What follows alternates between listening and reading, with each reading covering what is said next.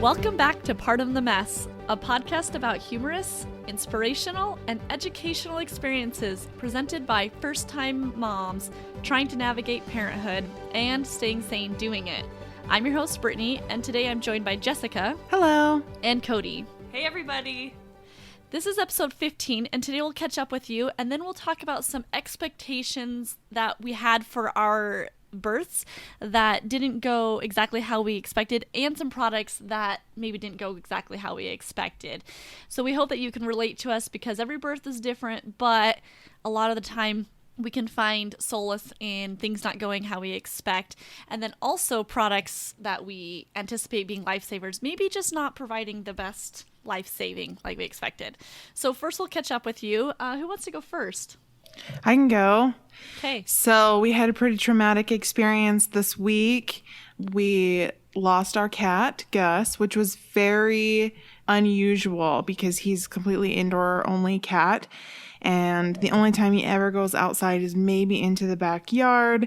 And then as soon as we shut the back door, he comes running to the door. I mean, he doesn't, if the door is left open, he's okay, but he doesn't like being shut outside at all. So when he disappeared, we thought he was just kind of lost in the house, and we looked everywhere for him. And I called TJ and told him, and he came home from work to help look. And we just tore apart the house and could not find him. We couldn't find him anywhere in the backyard.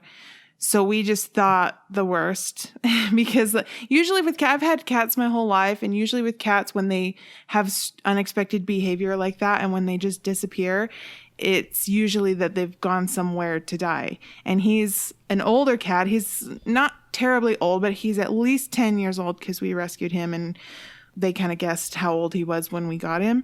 So he's at least 10 years old, and he's had diabetes for a while.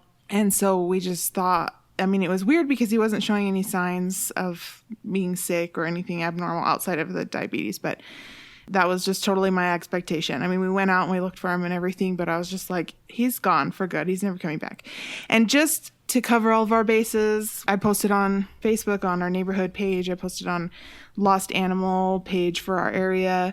And then we called the shelters and stuff and didn't get anything for a day. And nobody said anything for a while, so I just thought, okay, well, no one in the neighborhood's seen him. That confirms it, right? I was ready to pack up the cat stuff today. I told TJ, I was like, can we just put it? Because every room I walked in, there was stuff there, and I'm like, I just want to pack it up and put it away. And he's like, well, let's just wait a little bit, which was a good call because it was only a few hours later that someone from the neighborhood spotted him and contacted us and stuff. So it was just much more traumatic than I was expecting it to be. And honestly, I've had pets my whole life. Like I said, I've had cats my whole life, and I have not really felt like I do now. And I'm wondering if it's because of Jamie. And I know he's super young and he won't remember, but I don't know. It was just kind of that. I have a different mentality when it comes to family now. We're not just like individual components. We're like a family unit. And it was just much more traumatic to me than I expected it to be. But all is well. Gus is back home, so. So good. So I was talking to my sister today and telling her before we found out that Gus had come home, I was telling her how sad of a situation it is. And she's one of our listeners, and I told her how Gus is on insulin, and she said, I didn't know that cats could be on insulin. Oh, wait a second. Angela on The Office's cat is on insulin. Yeah. I knew that. Yeah. So, yeah, I thought that was pretty funny. Yeah, so I worked as a vet tech for a couple of years, and when he started showing signs like drinking a lot of water and peeing everywhere, even outside of his litter box, and he would get kind of like big eyes, like big glossy eyes with drool, which is usually when their blood sugar is really, really high. So I noticed those signs and I was like, he has diabetes. And TJ was like, I don't think so. I think he's just peeing because he's a butt. We wouldn't let him in the room, so he peed on the carpet or whatever. So he's just being a turd. And I'm like, no, I think he has diabetes. So we took him in, got the diagnosis, and I've done many insulin shots and stuff. I used to deal with diabetic cats a lot. So it was really easy for us to transition into his care. But that was a first for a lot of people that we knew, like our family and stuff. They had no idea that animals could get diabetes, and also that they have special insulin for animals and things like that. But He's not just like some high needs cat. Yeah. You treat him with exceptional care. Yeah. And that's part of the reason why I was so like firm in my belief that he would be gone somewhere, like for good, because he had been missing for just over a day, which means he missed 3 insulin shots and probably had no food, which the neighbor who had him told me that she did give him some food, which was great. But I was just thinking, no food, probably no water, and no insulin for over a day. Like, there's no way he's made it. So, but he did. So that was good news. That is so good. Can I tell you guys about a situation that happened to me last June involving a cat that we didn't know, but we met when we found out he died. So I was with the friend, and we were there. The story is bigger, like why we were talking to this guy, but we needed some help, and so we were asking to borrow his phone. And this was like on the side of the road, some like camp type site, and we were waiting for her husband to come pick us up, and she goes, "Oh, there's a cat under your trailer," and it was like a construction site, so it was kind of a little bit off. And he goes, "Nacho? Nacho?" And he goes, "You found Nacho?" And we're like, "Oh, we found Nacho." And then he's like bending down, and he's like, "Nacho, Nacho, Nacho, are you dead? Nacho's dead." And we're like, "Ugh, like I'm so sorry." Like he was like this roller coaster of emotions where he's like, "I found my cat. My cat's dead," and I was like, "I feel like we should leave." It was so sad. I mean, he didn't like lash out at us, but I just felt so awkward that we were like, "Sorry, maybe we should have let you find him." I don't know. That was like my biggest fear because, like I said, he never goes outside. And when we couldn't find him in the backyard, we were like, well, he's somewhere in the house. Like he went to hide somewhere in the house and die. And we're going to find him, in days or whatever. And I'm like, that can't happen. We need to find him now. So we turned over the house like several times just because I was not about to just stumble upon his body. It's just so morbid. So it all turned out well. I'm so grateful. I was going to say one more thing too. So this week my sister graduated, which was awesome. Congratulations. Yes. I know all of you. No longer, well, I guess she's no longer a teenager. She's 18. She's graduated. She's like, she still lives in my house, but she's technically legally off my plate. So, but we went and took her graduation photos on Sunday this week. And while we were at the school taking her pictures, there was a lost dog that we found, and he looked kind of scraggly. He had a collar on, but there wasn't any identification or anything. It was just a rabies tag. And we stopped taking our pictures and drove around the neighborhoods. We knocked on a few doors. We asked a couple people walking. Nobody knew who he was. So then we called like animal control, but it was Sunday. So obviously like the pound and everything's closed. So we called the hotline, the dispatch hotline, and they were like, "Oh, we have the owners on the other line right now. They'll meet you." Don't get too excited. So like, because we described the dog and everything, whatever. So we park in the parking lot and we wait for them to come, and then they come and they're like, "No, that's not our dog." So sad for both. Wish them luck, and then we called the dispatch again, and she's like, "Okay, we'll send an officer to you or whatever." So we had to wait for the officer to come pick up the dog. But while we were looking for the owner and talking to people, one of the guys was like, that we talked to was, said, "Hey, you guys are doing the Lord's work, like good luck," whatever. And which we don't believe. I mean, we have pets, and we know that if anyone found our pets, we would want them to look for us and put in some effort. So that's what we do. And that's what I said to TJ. And I'm like, it'll just come around. One of our pets will get lost, and then it'll just come around to us. It was like insane to me that this happened just days later. But it did. Karma's real. Yeah, so good. Way to put in the time for the Lord. Yeah. That's awesome. Cody, do you want to share anything? Yeah. What is new with us this week? It was our anniversary this week. Oh, yeah. And we both forgot. So the only reason we remembered, I remembered, my sister called me and she's like, "Hey, it's your anniversary. Do you want me to watch Unmet for you?" And I was like, let me get back to you, because I think both of us forgot. And then I told Eden, I was like, "It's our anniversary." And he's like, "Hey." Oh, that snuck up. And so we didn't do anything on our anniversary, but we're going to do something this weekend. But I just think it's funny how much kids change. And I think the pandemic too, I think that's affected things because we thought like, whoa, what could we do? What would be something fun? And there was really just go out to eat, but I already had dinner planned. And like, and so it was just like, there's nothing we could really do. So there's a lot of reasons, but I think kids do change celebrations of any kind. They make them, whether it's like they make them more important or maybe less significant. It's just... Or more work. I feel like the spontaneity sometimes goes away a little bit a lot goes away when you ever like, what do we do with him? Do we bring him? Do we find someone to watch him? Like, you guys have to plan ahead. So you know how on, I'll say TV or movies or commercials about like cars and banks, they like have somebody text them like, don't do anything for dinner tonight and get in a nice outfit. And the woman's like, done. I'm like, that could never happen. I've already, if I don't have dinner done, planned, then, he better be doing it on those days, because I don't know if you felt this way on your anniversary, but I probably would have been like, it's worse now that I actually planned something. If I just throw it out the window, So or I had expectations for the evening that were not to shave my legs and do my hair. And I have a hair cycle. If I had known this, I wouldn't have washed my hair yesterday, but now I have to wash it again because I actually need to do it, and it dried funny. These are there's definitely lots of thoughts that go through my head with spontaneous plans. Yeah. Well, good luck this weekend. I remember you asking about Continental Breakfasts, and I voted yes for Continental Breakfasts. Yeah, they're the best. I don't know why Eden was like, they're nasty. It depends where you go. Maybe he hasn't gone to a good place. We've been to fancy ones. Okay. Well, what's his breakfast of choice? What does he like? Is it like the waffles?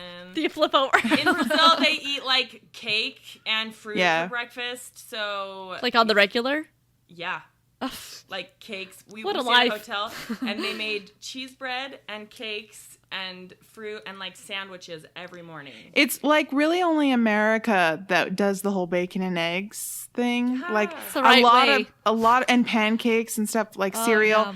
A lot of other countries just eat normal food. Regular food. Because it's just a meal. I can't imagine that, because you know how a lot of people like things like chicken or pizza for breakfast. I don't know actually about what's a lot. I just know a lot of my friends would growing up, and I feel like my stomach needs to be primed for such crazy things. But yeah, I'll eat a lot of bacon, a lot of eggs, a lot of waffles, all in one meal. And then a side of fruit salad and juice. Yeah, there's at a minimum. I like the variety. I like the fact that I can wake up and be like, what am I feeling? Oh, I don't have to I don't have to make sure I have the groceries. I can just go down if I'm like, ooh, I want a muffin, and they have this, like, they have these boiled eggs, and there's this whole juice machine. I can pick all the juices. Pick some. Have either of you? I feel you. Have either of you ever stayed at Embassy Suites? Yes. Embassy Suites. Their breakfast, so they have, I don't know if they would classify it as a continental breakfast. I don't think so, because continental breakfast means it's not cooked. It's not hot, right? Yeah, I think that's maybe the difference with you and Eden. I think that there's like a level of quality. Once it reaches continental, it's like... Well, and he grew up rich. I grew up poor. So for me... just the fact that I had the choices. Yeah. Unlimited. Awesome. Yeah. And it was the same thing. Like Burger King for me was the bee's knees. And Eden was like, Burger King. Like, but I love it. Your way. Yeah. It's like, and I can order off of something other than the dollar menu. I'm killing it. Like I could get I've arrived. Happy Meal. I could get a Happy. It's just. No one's cutting you off. Different classes, I think. Yeah. You definitely grew up wealthier than I did. Well, take him to an Embassy Suites next time you go on vacation, because they have like an all-you-can-eat omelet or breakfast burrito, whatever. Like you can tell them whatever you want, and they put it in an omelet for you. They also have other continental breakfast stuff, but that was favorite thing on cruises. That was awesome. Yeah. The omelet bar. Was there anything else you wanted to say about that? That was a great update. No, I don't think so. The only other thing Emmett's been obsessed with bikes and scooters and cars for a while, and so we decided to try to find a bike or scooter that would fit him well, and we bought a few different ones First of all, kids' scooters and bikes are way overpriced. They shouldn't. It should not be $80, $60 to $80 for kids everything. Oh my god! No, for how quickly they grow out of it. Are you kidding me? But anyway, we bought a few different ones just to see, and then we were going to return the ones he didn't like. So we found a little scooter that he loves, and I'm impressed with how it's pretty versatile. So it can like kind of turn into a Strider bike. There's like a little seat that's folded in, and it kind of folds up to be a Strider bike. And then it folds down and it's a scooter. And then you can raise and lower the handlebars, obviously. And then finally, once he's like advanced enough, you can take the scooter part off and it turns into kind of like a longboard skateboard thing. Oh, cool. So it's really cool. And he does well. And it turns like a longboard too. So it doesn't turn like when you turn the handlebars, it turns with leaning. I think most scooters do, but I just thought I'd add that in there for anyone who is curious. That's exciting. That's fun. I think that was probably the one that I saw the kids on. Mm-hmm. Yep. So my my update's pretty brief. My kids have been struggling. I talked about this before. They're not talking. And then today, we went to the doctor yesterday for their 18-month. And then today, Buddy was saying what I believe to be high and by. And Emmett was over. And I think that's why.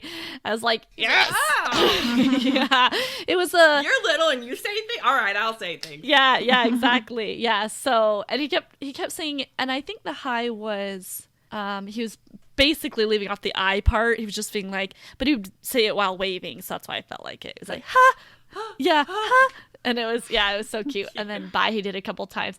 And every time Phil was doing something today, like a social event on playing an online game, and every time he did, I was like, pay more attention. This is the greatest thing ever. So yeah, he was a good sport about it, but he's probably like, I heard it. I don't need you to freak out. That wasn't Emmett. That was our kid. It was ours. Yeah. Okay, so let's go ahead. We're going to skip product praise because we're going to talk about some products in a minute. So I'd like to start off talking about birth plans. Now, I know all of our listeners aren't in that stage of life, but I'd like you to listen with the filter of expectations and then how things might have gone differently for you. And we're going to share just a little bit. We're not going to go through our birth plans, meaning entirely. That would be a little bit like yes to Pitocin or no to Pitocin until this point, like not like that, but talking about some things that we went through to make our birth plan. So if any of you are getting to that point, you might have some ideas that might help you, especially if you don't have a doula or something guiding you. And then some other things that might have gone less than ideal in the hospital, because we all three ended up having hospital births, but things also that we really liked, because I think it's important that we talk about positives as well. Do any of you have anything burning? Because if not, I'll just say real quick mine because it's pretty short. You can say yours. Okay, so I didn't know anything about birth plans when I got pregnant. I actually don't remember if I even knew that they existed, but my doula, she talked about it and really guided us in it. And so that's how we ended up making a birth plan. And it was interesting how eye-opening, because there was a lot of words that she would say, do you want this? Like I mentioned Pitocin. I'd never heard of Pitocin, so I had to ask her what it meant. And at one point I just had to get over my shame of not knowing anything. And I was like, okay, let's just assume I know nothing. Define everything. So that was really pretty much the only thing that the only resource that I turned to. But did you guys have anything else or other resources that helped you build yours? YouTube. That's great. Yeah, there's several people that I follow that I watch their videos. I didn't write them down, but we can include them in the show notes. But one that comes to mind was Bundle Birth. She's great. She's a nurse, but also, I can't remember if she was a doula or a midwife or something. She kind of covers both areas of hospital birth and home birth and things like that. But she does these great videos, just super informative. Brittany, I think I sent you, those are the ones I sent you. Oh, yeah. Were like relating effacement and dilation to the rubber bands or whatever. Mm-hmm. Like, yes. Yeah. And then she also does like monthly Q&As where, she calls them coffee and questions, where she just kind of sits and answers people's questions. And I actually submitted questions to her when I found out my doctor was going to be on vacation when my birth was going to happen or whatever. And I was like, what would you recommend? Like sticking with your normal practitioner and being induced with an elective induction or waiting for my doctor to get back or whatever. But I actually don't remember. I don't think I watched the December one because I had, or the January one because I had already had him. So I don't know if she answered my question or not, but those were super informative. There's a lot of doulas and midwives and nurse practitioners that do videos. I actually also watched the videos that Intermountain Hospital puts out, which is where we had Jamie. And so the specific hospital giving those videos about what to expect and what their policies are and different things like that, that was vital, because I felt like going in, I kind of knew what the hospital practices were. I also asked my doctor a lot. I took my birth plan to my doctor and said, what are the things here that the hospital can do, will do, whatever. And so YouTube was my best friend. It was a free resource of lots and lots and lots of information. As much as I wanted to find out, I could. That's awesome.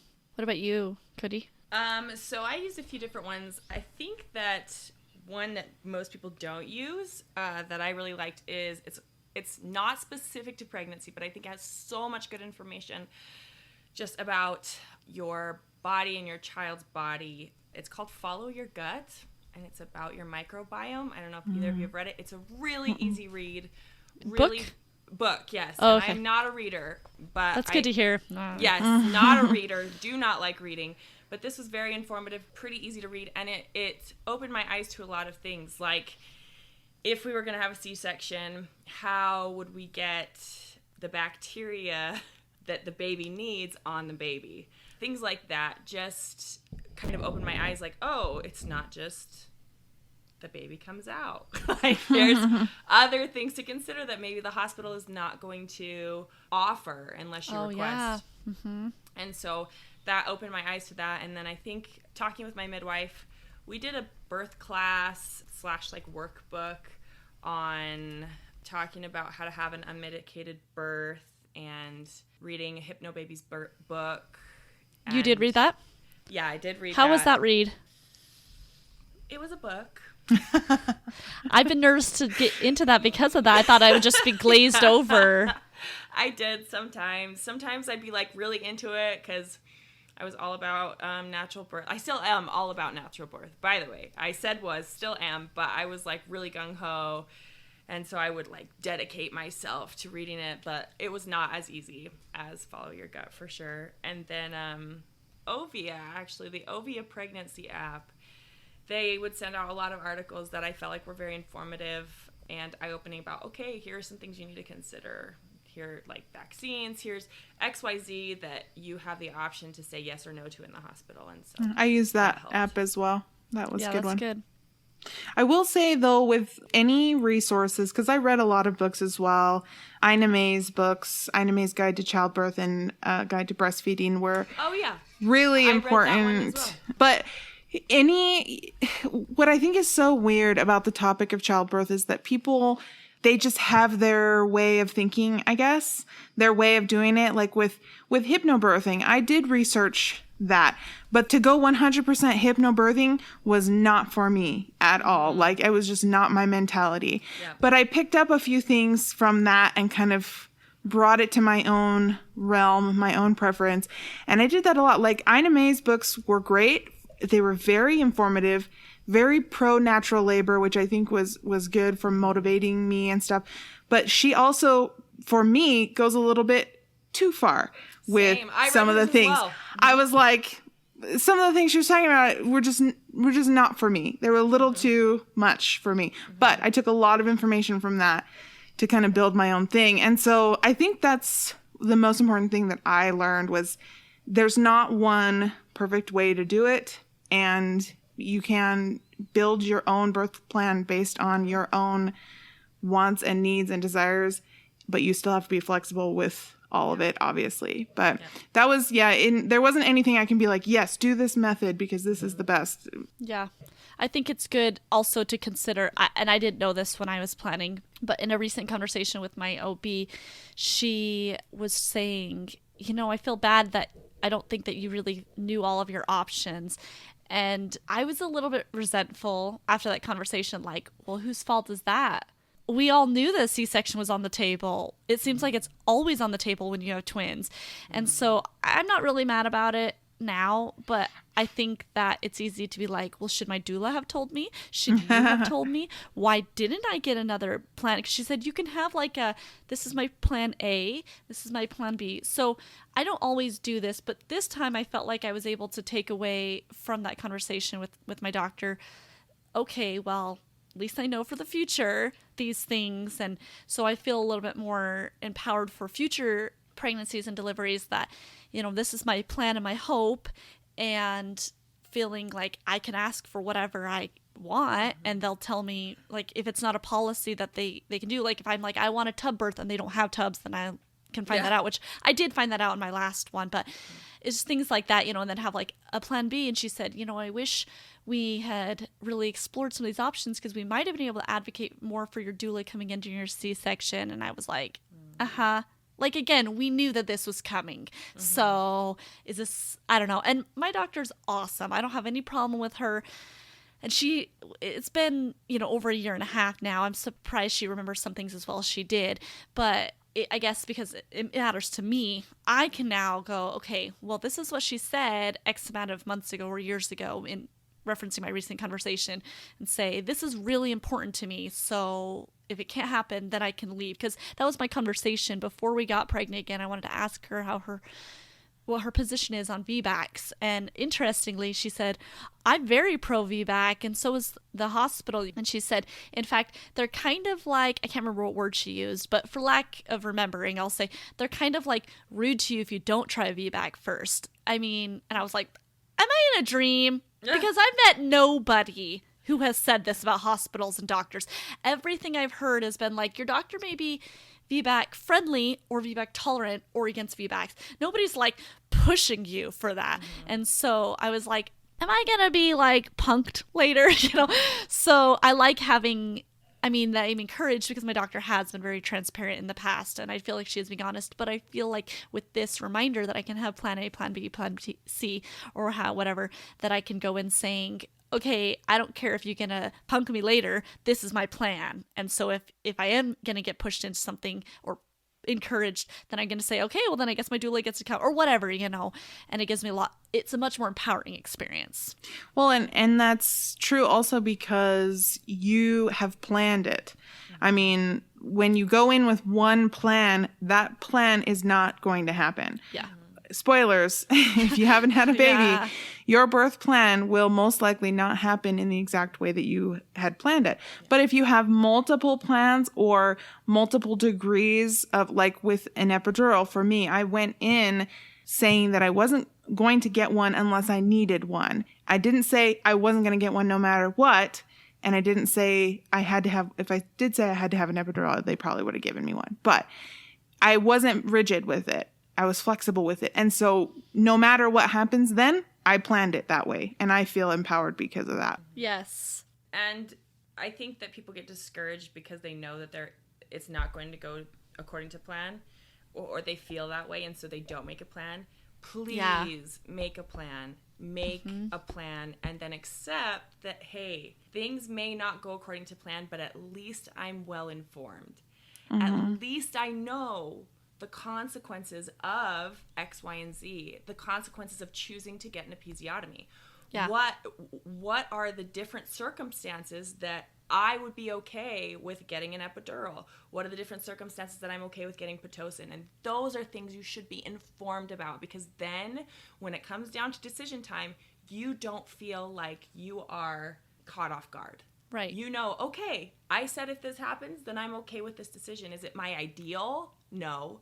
But at least I know what I'm doing. And that's the big difference. So I don't think any of us are encouraging you not to make a plan. Make a plan. Just understand it may go different. Awesome. Well, thank you for what you just said, Cody. I think that was a really good point. I'd like to transition to talking about a few good things. Well, I'm sorry. Let me first say, if there's anything that in your birth plan didn't go as you would like, that you would like to highlight, and then we can talk about some good things that happened, whether in our birth plan or just in the hospital stay. Because I know, Cody, for example, you weren't looking forward or expecting to have a hospital stay, so it was probably all like everything was different than your birth plan. Yeah, exactly. And so it's probably really hard for you to be not defensive the whole time because you weren't prepared for any of it.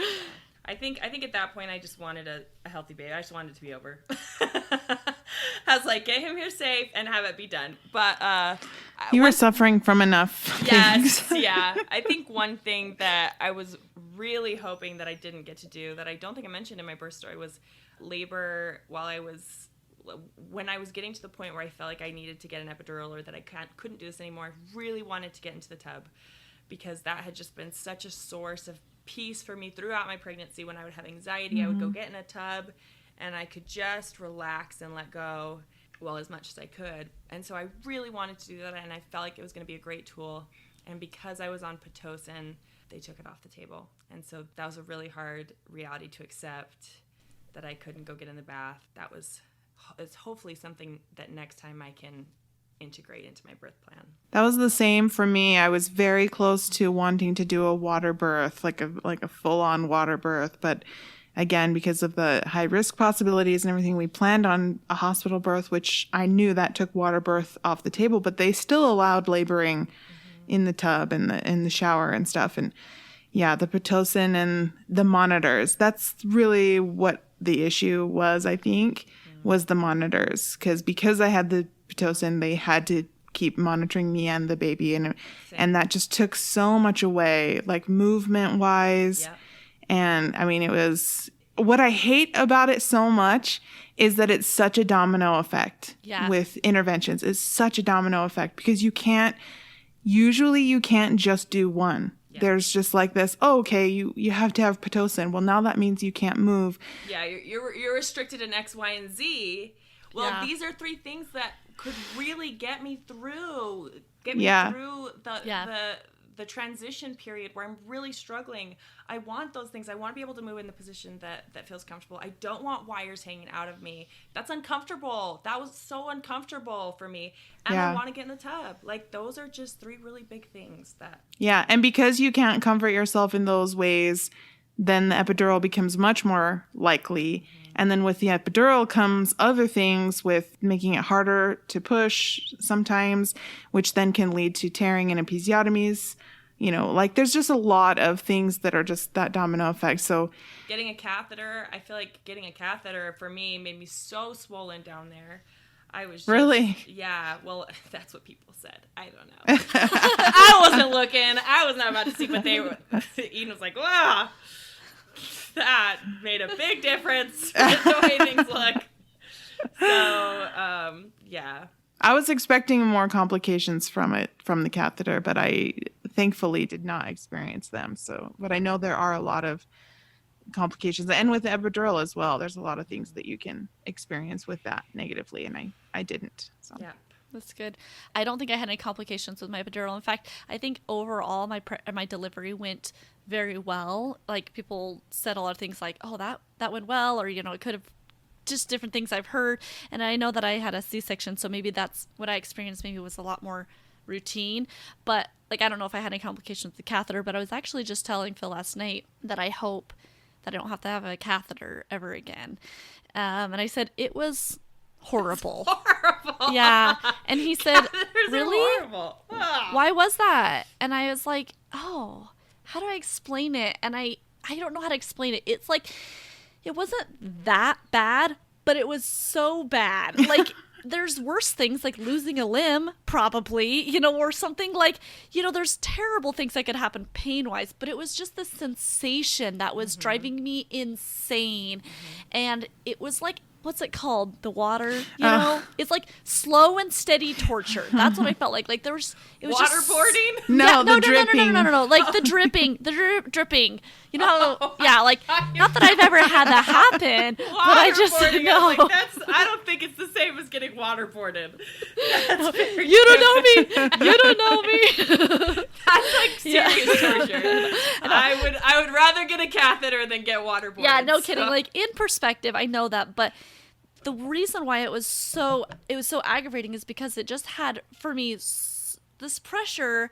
I don't know how to really explain it well, but it felt like I just always needed to go to the bathroom. Yes! Because, yes. And I was like, that's exactly what I was going to say. Yeah, I would like to feel in control of my body at all times. And I absolutely hate it when it feels like I have to pee, and then I try to pee and nothing really comes out. That's like, insane inducing to me. And so I was like, I have to go to the bathroom. And they're like, no, it's just it's just the catheter. And I'm like, they're all lying to me. So it's just really like mental. Horrible. Yeah. Oh. And I also constantly felt like I was peeing, but it wasn't right. Like, it was so weird. I hated every aspect of the catheter. That's so strange. I could not even tell you anything about it. I didn't feel anything. You're like, I loved it. No. But I will say, so with my experience, like I described it in my episode, I was doing it naturally, or I guess without pain meds, until I got to a point of excruciating pain when I was 8.5 centimeters. That's when they did the epidural. And then after they did the epidural, they did catheter. So I didn't feel anything when they put it in. I didn't feel anything at all. And then they took it out right after Jamie was born. You so didn't it even was really, feel pressure? I had it for a few hours. No. Well, and I will say this too. So I went in on the day before, the evening before is when they started Pitocin. So I had been awake for probably, I don't know, definitely more than 24 hours. Maybe 36 hours, somewhere around there. So when they gave me the epidural and I could no longer feel the contractions, I took a nap. I did because too. I had no sleep at all. So I was asleep for a good portion of that, which is probably why I didn't progress as quickly as we had hoped. But yeah, I was able to sleep. So yeah, and then I was pushing. So it was kind of like I didn't have time to really focus on it because I was sleeping or I was trying to push the baby out. So Yeah. But I can imagine if I had it for longer or whatever that it would be. It was just so annoying. I would just be like, oh, I need to pee all the time. Yeah. And yet I feel like I'm peeing, like, but not like in a satisfying way. It's almost like I pee a little bit and then like I have to stop it, but I can't stop. Like, it was so bad. Yeah. It was so weird. Well, that's what a UTI feels like. Did it feel like Kind of. you Yeah, had a kind of UTI like that? I think the biggest change in my birth, like your whole birth plan, Cody, was jacked because you went to the hospital. And I feel like my whole birth plan was jacked because I had a C-section. And there was a lot of things that I did with my doula before, and she really worked with us a lot, like at home. And we tried to make sure that both the kids were in the right direction and all that. But things that I had expected, like our secret little relationship where she'd give me some food despite them saying I can't have food, and it would just be so fun, and we'd just labor and Phil and I would be bonded. Instead, he's like, it's gonna be okay, and I'm like, screw you, like I just didn't feel any kind of love and peace. I mean, I felt love from him, but I didn't feel love toward him, and I just felt like it was just so scary. And I think that that's possible in any, like, an empowering or a disempowering birth, I think can happen regardless of your plan, regardless of if your doctor's there or your doula's there, all of that, whatever. So I'm not trying to be like, I was such a victim. I just think that because that happened, like you were talking about a domino effect, lots of things happened. Like my daughter's placenta was abrupted, so they needed to act quickly, and I understood that, but I didn't want it to go as quickly because I need things to go totally at my pace. Like in most things in my life for me to feel comfortable, which I've been reading this book. I can't say the author's name. I can't pronounce it, but it's called, I think, something like A Second Chance, and I'll link it. But it's this memoir of a woman whose first was the C-section and birth was C-section, and then her second one, I'm assuming, is not. I haven't gotten to that yet, but I got it for free from something I went to, and I was like, you, Cody, were like, book. Great. I don't have any intention of reading this, but I started reading it, and each chapter is like a page, so I'm like, yeah. So, and it's like 14 chapters or something. Like, it's not that short, but it's pretty brief. Anyways, so I've really gotten through it a lot quicker than I would have otherwise. But she said something that really resonated, that she was, at her first, she was at like 9.5 or something. And then I'm guessing 10 is like where your cervix just is completely open, right? It's not there. They kept saying, your cervix is still there. I'm like, it doesn't disappear. But, so she kept fluctuating between 9 and 9.5.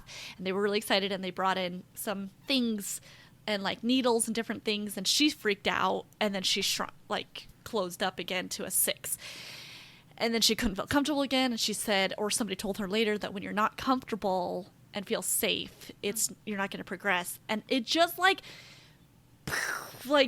so important, and I hope I remember that, and I hope any mother who is, whether it's your first or not, you remember that, because sometimes deliveries, I hear, just happen kind of naturally. And so if you have your second and you're not feeling safe, don't discredit anything because you may have had a different experience or an easy, whatever that means, right? An easy delivery your first time. Yeah, and with that feeling, like feeling safe and stuff and feeling comfortable, I had planned another kind of, I guess, disappointment. I had planned a lot of things to like help me enjoy labor.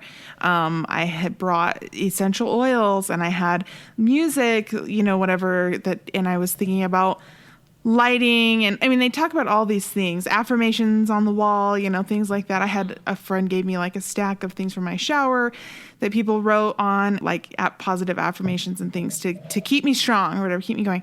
Never used any of them. Not one of them. I was just in my zone. I used a birthing ball. And then after he got stuck, they gave me a peanut ball to use. But those were the only birth tools. Like I said, I wasn't able to use water or anything like that. The only birth tools that I used, and because I was just, it was so much about me and my body, and just, I mean, it was a lot of focus there, and I can't imagine using my brain power to be like, oh, I need some lavender right now. Like, let me read some positive. Yeah. Like, I don't know how women find affirmations beneficial in labor, because there's no way. I was inside of my own brain trying to make it through every contraction, living one contraction at a time, thinking about nothing other than trying to stay alive. Which is why I think a well-educated birth partner or a doula is so important, because TJ and I had taken some online classes about how to, like, positions that your partner can help you with to relieve pressure and stuff. And we did those because he saw me suffering and he was like, okay, let's do this. And I think it was Bundle Birth as well, who talked about like things that your partner can do for you. And one of them was, if you see them sweating or complaining that they're hot or whatever, like put a cool rag on their head. Because I was not in a position to be able to ask for anything that I needed. And so just having people around you in the room who know you and who know techniques to help you. Like if I had a doula there who had essential oils and used them on me, it probably would have helped me. But yeah, I had all that stuff packed, and the only thing I used, like I said, the birthing ball, the peanut ball, and my phone. I just, for a lot of it, I was just watching shows on my phone, trying to keep myself distracted. And I mean, in the early part, and not necessarily in the active or the transition part, but yeah, those were definitely the most important things to me in the room. Yeah. So I'd like to talk about a couple of things that we thought went well, whether before or after, like in our recovery, and then we'll transition to talk about a few products. So just a couple of things that I really liked, and I wanted to tell these because I don't hear this very often from people, and I've told you guys this, but I thought the food was awesome. I was like, you're talking about like Burger King and Continental Breakfasts and stuff, and that's what I felt like. I was like, how many things can I order? Yeah. 4 a muffins? lot of things. 4? Yeah. I mean, that was what I did. They probably would have let me order more. But. Yeah, that's true to our hospital. But I know there are hospitals that don't have the greatest food or whatever. But like, yeah, particularly the Intermountain hospitals have really good food. That was one of my things too. Did you like yours, Cody? Your food? Yeah, they hooked it up. That's good. I could actually eat again too. I remember that because the last like month I would just eat so much less because there was no room. Yeah. And then Eden was like, I remember ordering stuff and I was like, my mom was like, do you want me to pick you up food? And he's like, no, don't worry, I'll eat Cody's leftovers. And then I like pounded it. You're like, TJ was the same. Wow. It was the same. I literally ordered like the maximum number of things, except they allowed you to have like, I don't know, 6 butters or something. Like I wouldn't get that many, but I literally ordered the maximum number of things I could have, and I ate all of it. Yeah. I remember my mom saying, well, I'm glad you have your appetite back. And I was like, I don't even know what that means. I don't even know if that's an insult. It's true. Yeah. I was like, I just delivered a baby. I know, seriously. I know. Like, I need to replenish all of the calories that I just burned in 24 hours of labor. 24 hours of labor without eating. Yes. Hey, I had a little honey. So. Oh, okay. That's good. Yeah, that's right. That's you were right. forced to have the honey. Yeah. One of my nurses told me, you eat like you were pregnant. And I was like, that put it in perspective. Eat like a pregnant woman. It's funny. And then I appreciated that I was able to stay in the hospital for so long. I know that it really depends on the insurance, but my insurance allowed us to stay for 4 days. And the bed was not comfortable. Like, I realize that now. At the time, I was like, this is so great, whatever. But I think we would have been losing our minds if we had left earlier. Plus, I didn't feel, even after 72 hours, the doctors came in and I was like crying and they were asking me about pain in different places. And I was like, emotional, physical, my soul, you can't kick me out. And they're like, well, seems like she needs another day. And I was like, check. I mean, I wasn't making it up, but yeah, I was not opposed to staying another day. So I was like, yeah, what do they care? They're getting paid for it. My insurance covers it. We've met our deductible. Let's ride this out. Was there anything else that you guys liked? Well, we got something that went really well for me, in spite of all the things that went wrong, was breastfeeding. And I think there were a lot of reasons why breastfeeding was good. I think I had a really strong breastfeeding positive support team to back me up. My mom breastfed all of her babies. My doula she runs La Leche League, doesn't run it, but she's like a part of it. And the doctor who delivered Emmett also was very pro breastfeeding, and so that was a really good aspect. But one thing, I got this medicated nipple cream stuff from the doctor, and it was awesome. I had almost no pain when I started breastfeeding, and I would apply it before and after, and sometimes just for fun in between. I would be like, hey, I'll put some more on, just in case. And that get was ahead really of the good. game. Yeah, it's like, yeah.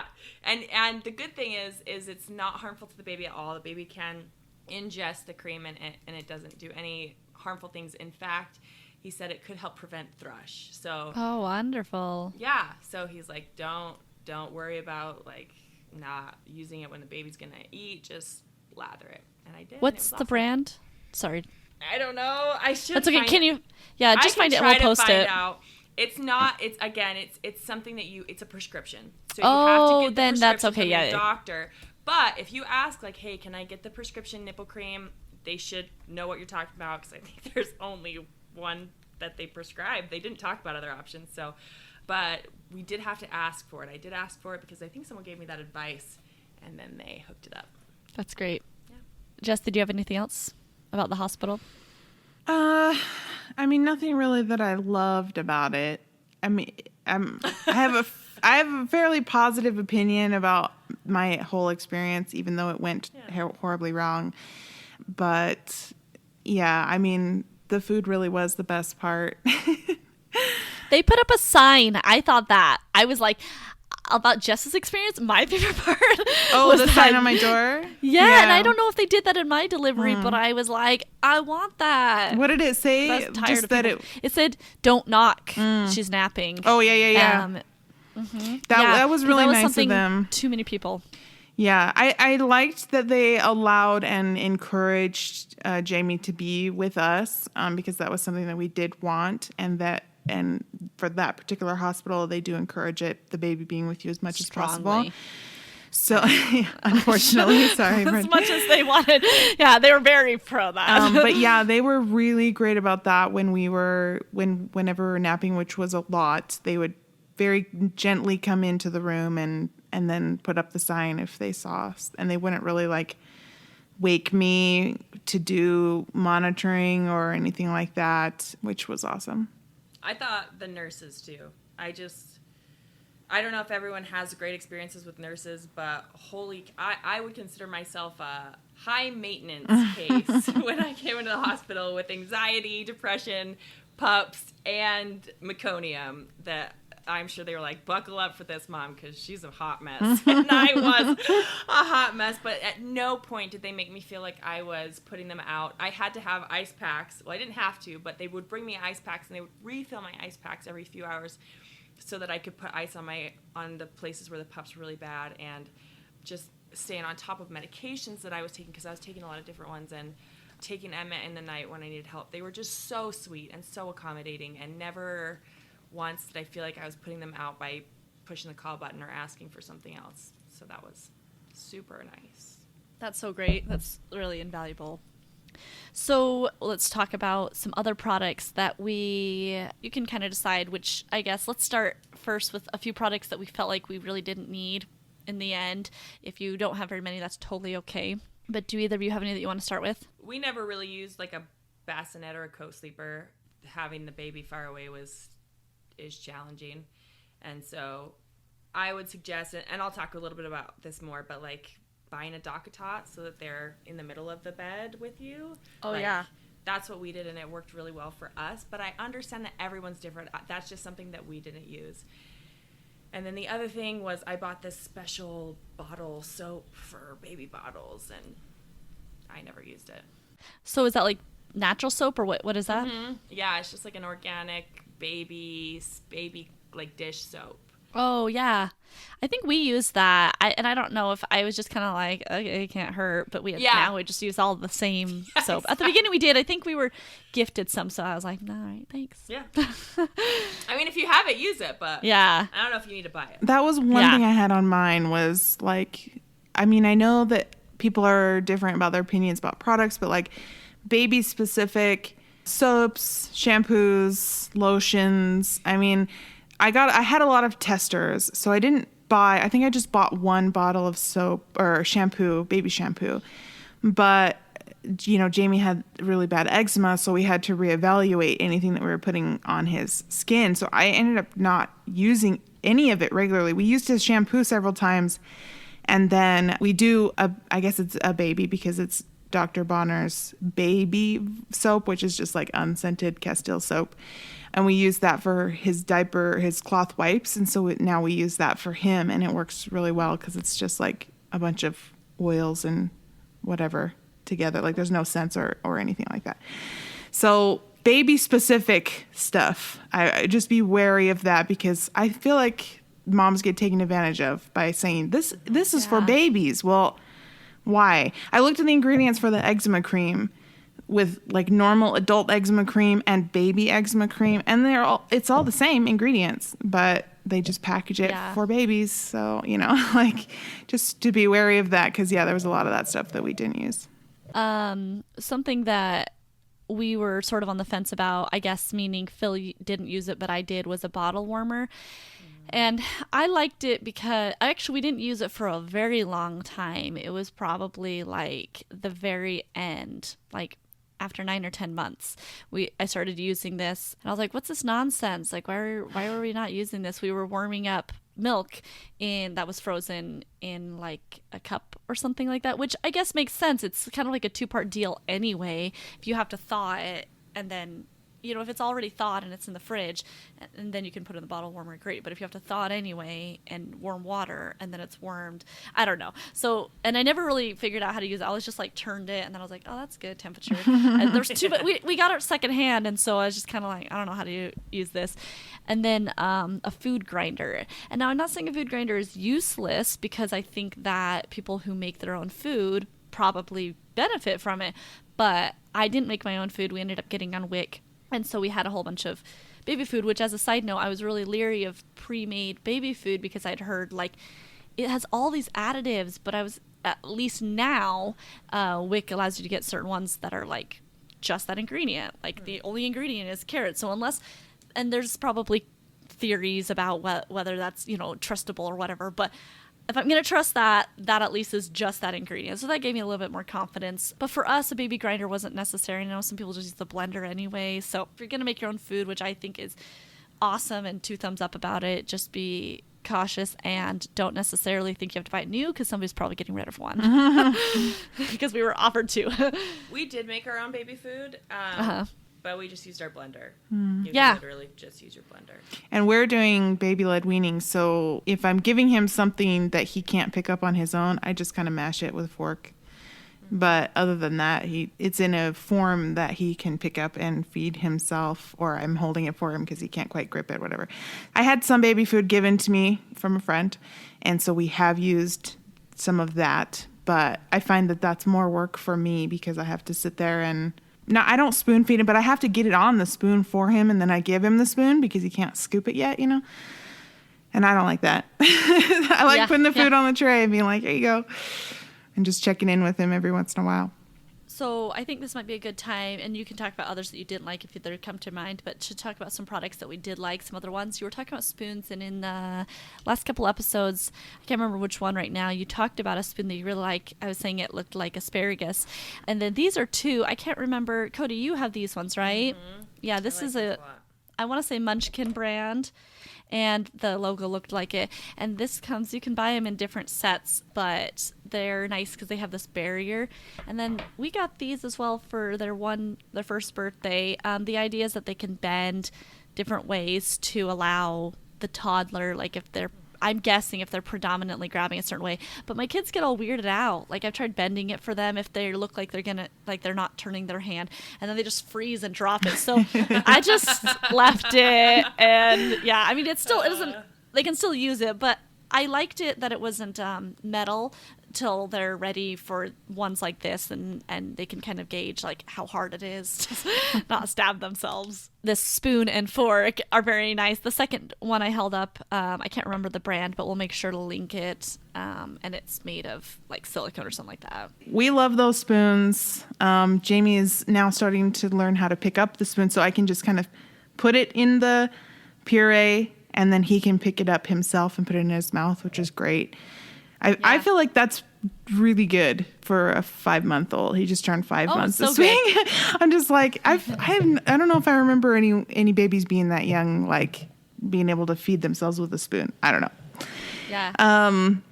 So yeah, we were like those. And then I don't have one with me, but we also have the Munchkin bowls that are suction at the bottom, which if I forget to like push it down and suction it, he immediately picks it up and like turns it over. So suctioning the bowls is awesome. That's good that it's worked. It won't suction for us. Really? None of them will suction. Yeah. Wow. We don't have bowls, but we have plates, and they suction cup good. Yeah. That's good. That's cool.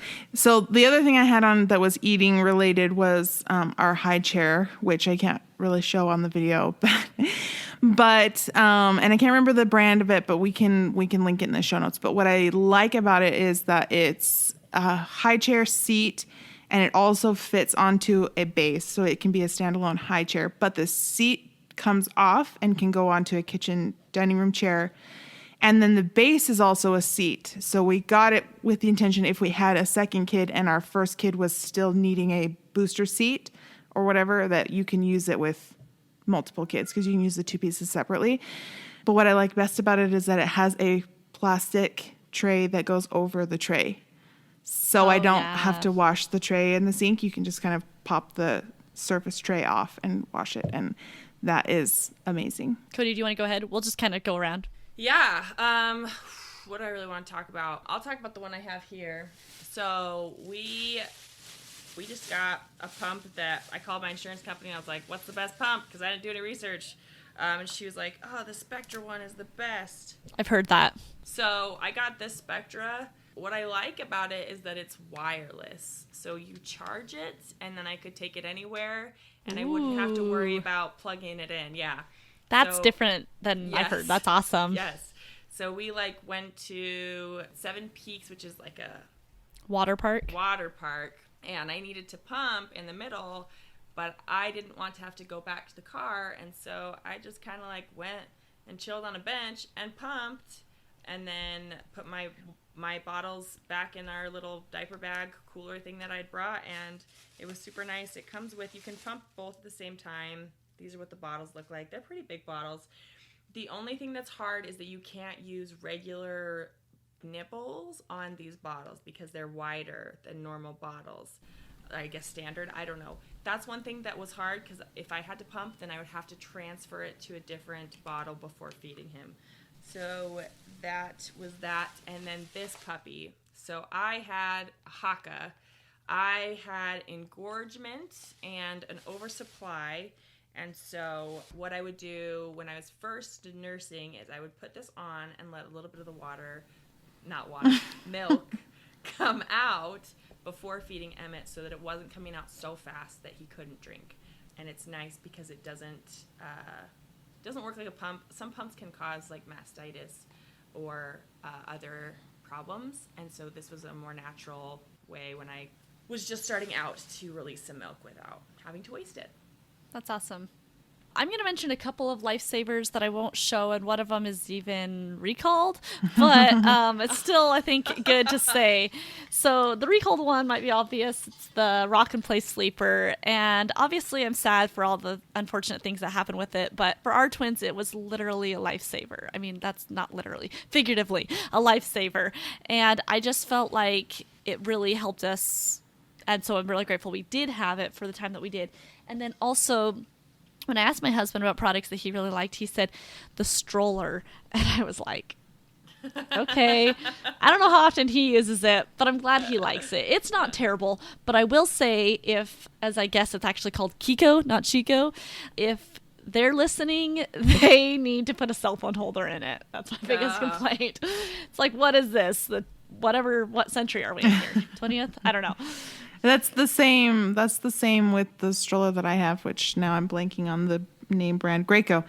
The tray has like a little thing that you can put stuff in, but no phone today. Seriously. You would need like a Nokia or a flip phone.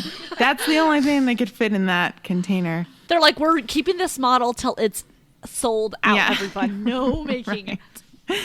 I mean, at this point, they need to have mounts for like iPad Pros. I mean, this is the generation that we're in. That's true. Also, I was going to say, get Velcro swaddlers. Oh my gosh, we were doing like the blankets, and swaddlers are good. Like swaddling, knowing how to do like the lightweight, whatever. But Velcro swaddlers were a game changer for us. So fast, so much easier. Like at night when I don't know what's going on, trying to do a tight, clean swaddle for my baby was I just tied the bottom. so frustrating. God. Yeah. Although sometimes I'd wake up and I'd be like, oh, sorry, kid. Like, what did I do? What's really funny about that is I got those and I tried to use them, and TJ is very, very claustrophobic and would not let me use them. He would not use them, and anytime I used them, he got uncomfortable seeing that Jamie couldn't move. I'm pathetic. So what I do have actually are these. Yeah, those are good too. It's like a star sack. Love to Dream swaddle. And this one, I have two of them. One of them does not have detachable sleeves, and this one does have detachable sleeves. So there's like a zipper there so you can take the little wings off. But it keeps their hands up like this, which he really loves because then he can just turn his head and kind of suck on his hands at night. And he didn't look like he was as imprisoned, but it still gave him the restriction to keep the startle reflex from waking him. So those, I 100% swear by those. I bought one at a consignment, and then immediately after using it for a couple of days, went and bought one full price so that we could have two. Now, they don't work after they start rolling over, so I've ordered a new swaddle that is for babies who can roll over, and we haven't used it yet, but maybe when we use it, if it's good, I'll talk about it on a podcast later on. But those are great for when your baby can't roll over. So I want to talk about some eating. We've talked about water bottles and things that can help when your baby's transitioning from a bottle, if they use a bottle or nursing. But I've liked these 360 cups. This is Munchkin brand. I know there's different brands. But we were enlightened to understand that straws are better for helping with speech development. And with my concerns recently for Buddy and Swiss, it was very acutely on my mind. And so I was researching some and looking into other reviews. And then I found that Munchkin has an attachment for this. And so I loved it because I didn't want another thing taking up space. And so it can go in. It's too tall right now. I need a just, this is super narrow hole. It's really good. It's like really hard to pull it through. I actually was like, it's good. too small. Yeah, because the kids just rip them out, and it has a buffer at the end there, nice. so it can't go through the whatever. So I really like that it doesn't. It can't be pulled through, because my kids in particular will pull their straws out a lot, and we tested them out today and they worked real well. Oh, and also they twist on. So if you guys get this, or if any of you listeners end up getting this, it doesn't snap. The lid doesn't snap onto the cup. It twists, and it does actually seal it, in my opinion, much better than these with the suction top. Because as we know, when they slam them down on the ground and there's like a waterfall of water, these, when they slammed them down on the ground, didn't react the same way. That's interesting. Awesome. So I just had a couple more. One thing that I would probably say my very two favorite things, if I ever have more kids and can't have anything else, would be that swaddle that I just showed and a silicone changing pad. I have Skip Hop brand, and I think OXO brand also makes one, and then there's probably one or two more on the market. Bumbo might make one, actually. They are much more expensive than a regular changing pad. And so I was wary of the purchase because I'm like, it was probably 2 to 3 times more expensive than just a regular cloth changing pad. It is so worth the money, in my opinion, especially if you have a boy, because he pees so much when changing him, and it's so easy for me to just wipe it up, and then when I'm done with him and I put him down or whatever, I have a thing of Clorox wipes next to it that I can just kind of wipe the pad down. I never have to take a changing pad cover off and wash it, and that to me is just so worth it.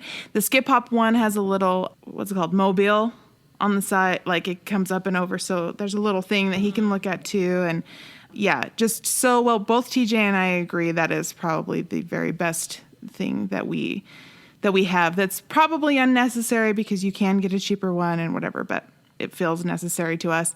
And then the other thing, which I know you had something like this, Brittany, but Cody, I'm not sure if you did, but this O-Ball thing. So O-Ball makes several of these. We also have one that's like a shaker in the middle, and then it's got 2 little balls on the side. And then they also make them like a car, where this is the top of the car, and then there's wheels on the bottom. But basically the O-Ball just has really thin joints, I guess, between. It's like a wiffle ball with giant circles.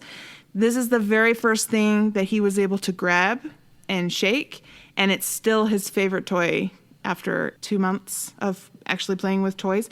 This is his favorite one because it's so easy for him to get his fingers around it and hold on to it tight and, shake it and whatever. So yeah, this is an O-Ball, just a ball, and it has these little rattle things inside of it.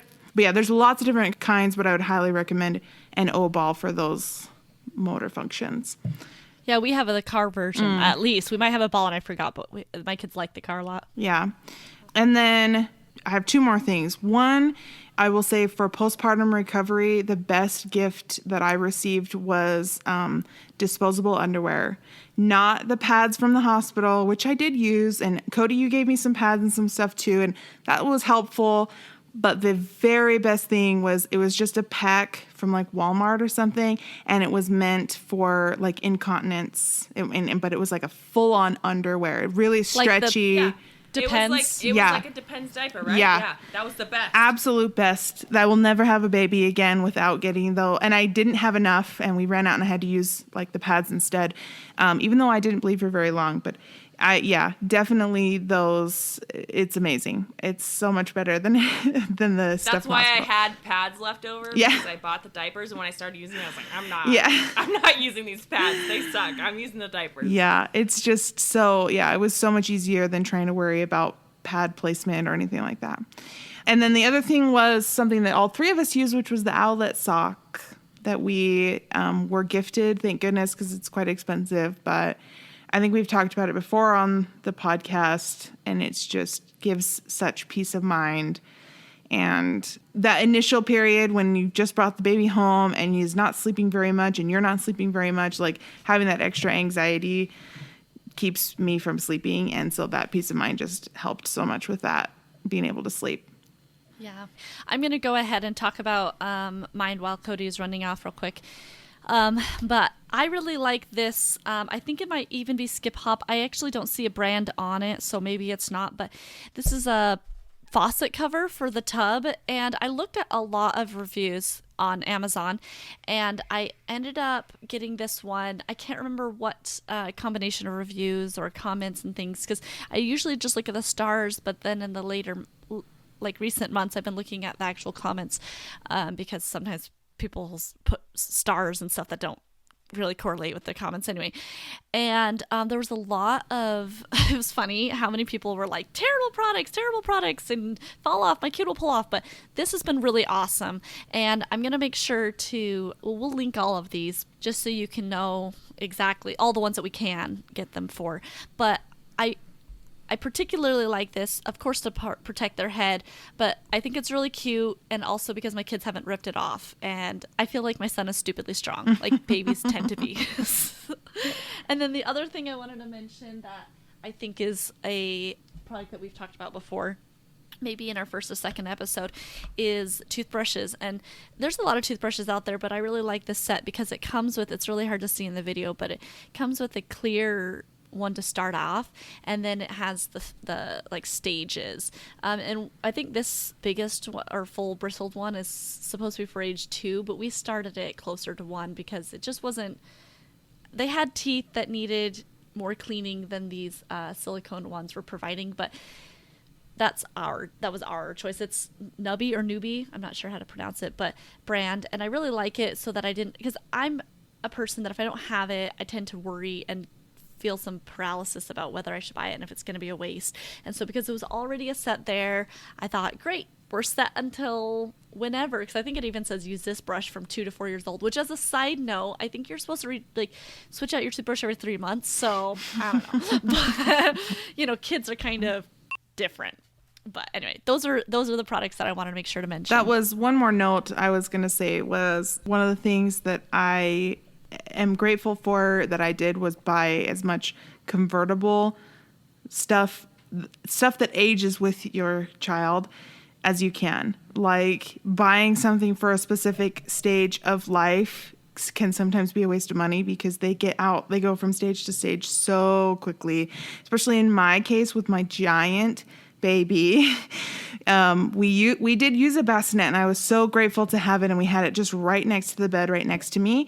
But it was one that you gifted us, Brittany, and the weight limit was like 15 pounds, which he reached like that. Like, he was hardly like at birth? Any time. Yeah, it was like only 5 pounds more than his birth weight. So, that I definitely would have gotten something that would have lasted longer for a bigger weight. Our infant car seat, he has grown out of. He's 5 months old. He can't use the infant car seat anymore. So we bought a convertible car seat that will take him all the way to 110 pounds, whatever, a booster seat thing. It's like a 4-stage thing. So, just stuff like that. Like I was talking about my high chair being convertible and, growing with him. And Cody, you were talking about the scooter too. Like, it's so important to, if you're going to spend your money on something, make sure that it'll grow with your child, and hopefully you won't regret it. Hopefully they'll enjoy it and you'll be able to use it for that much time. But then if you sell it, it has a lot of life in it too. Right. Cody, did you have any more products? That sound like you had one more or two? The one thing I wanted to talk about that was really helpful for me is just, I feel like I had a lot of stress related to how to gauge Emmett's development and different areas. What do I need to focus on? And what are activities that are gauged to exactly what I need to focus on? And so I did a lot of research, tried a lot of different applications, tried like different books that online that I thought might work. And the thing that I felt like worked the best for me was this app called Baby Sparks. I don't know if you can see it. You probably can't. Baby Sparks. It looks like that. I did pay for premium, so it is something you have to pay for if you want all the content, but I think you can still get some content for free. You can. I was surprised actually at how many articles there are. There's not like specific things to your child, but there's articles. There's a lot of different things. So every day they'll give you a program of different activities to do with your child. They also have just a list of all the activities. So you can kind of see today's activities. So you click into one of the activities and it says completed If it gives you a little video explanation of what to do with the activity. When you complete it, you click check. If it's too easy, you can click too easy, and then they'll know if it's too difficult, then they'll move you to something easier. I also like that this is always backed up by articles. They have the facts, they have the information showing why this is going to help your kid. And then there's also something that says milestones. So I'll go through this every once in a while, and I'll say, okay, what are the different things Emmett can do and what can't he do to better gauge the plan for your child? And then the last thing I like is if you go to My Child, it shows you kind of like stats about your child. So you can see their different milestones, and they have the different categories where they're at, which I think is so cool. So I really love this app. We use it to help Emmett, and I think he's a pretty smart kid. I mean, he's doing good. He is. He is. And this just gives me a lot of peace of mind. If I'm like, oh my gosh, what am I going to do today? I'll go there, I'll look, oh my gosh, these are great. 5 activities. And TJ loves it too because he feels like he can be involved in Jamie's development when he's not around all the time, so he doesn't know exactly where Jamie is developmentally, and he wants to interact with him in that way. He can just open up the app because it's, shareable and whatever. So he can just open it up and do the activities with him, and we really like it too. And I like that it sends you, I guess you could turn it off, but for me it sends push notifications of like, hey, this is happening, or happy whatever months, and it's kind of like, oh, thanks. But it's also, but it's also nice, like, oh, did you know about this? And I'm like, I did not. So that's awesome. Let me get on that. I'm glad. Yeah, it's exactly. So helpful. I've enjoyed it a lot. And if you're wondering, I don't know if this is legal, but it can have multiple children. Get out if it's illegal. Other people can figure that out. But it can have multiple children. So if you purchase it one time, you can put all of your children under your account and their ages, and it will gauge each child's age specifically with the activities. So pretty sure that's legal. I think that's yeah. No, yeah. So it's been really nice. So if you have I can 10 kids or more, then I don't know. Is there a limit on how many kids you can have? That's a good question. I don't know. Or start making up kids. Well, thanks for bringing that app up. We all like it. And there's a lot of those products that we all agree that they're good. Some we haven't all used, and others we might not agree on. Maybe it wasn't as helpful to others. And so you can obviously gauge things for yourself, and that's why there are so many products. Well, that's not maybe why. It's because we're in a capitalistic society. But we can definitely benefit from things other people can't. So those are some of our plugs. So we'll go ahead and wrap up today's episode. And Cody has a recipe for us today. Okay. So one thing that I have struggled with is breakfast foods because I am so dysfunctional in the mornings, and I do not enjoy waking up and making a classy, healthy meal for my son. And so what I did is I made pancakes, just the Annie's organic pancake mix, but I pureed a bunch of carrots, zucchini, and those are the 2 I did. Oh, and banana. I pureed them and I mixed it in. And then I made a bunch, like 50 pancakes. They're small. And then froze them. And it's been the best. So if you're looking for a good, healthy breakfast that does not require a lot of functioning with high heat and knives, because that's me. I'm like, I don't do well in the morning with stoves and knives. This is a good option for you. It seems pretty simple, but it's so nice. And if ever I have eat and wake up with Emmett, or for some reason my mom comes into town and she's waking up with Emmett, I can say there's pancakes in the freezer, and it's so simple for them to be so able to nice. take their breakfast. And that's kind of what we were talking about with the American breakfast type thing. Like, how often do people have vegetables for breakfast? Mm-hmm. But we should. Right. I hated we that. should. I hated that. I hated that he wasn't getting vegetables at breakfast. And so I thought, Yeah. I am going to integrate this somehow.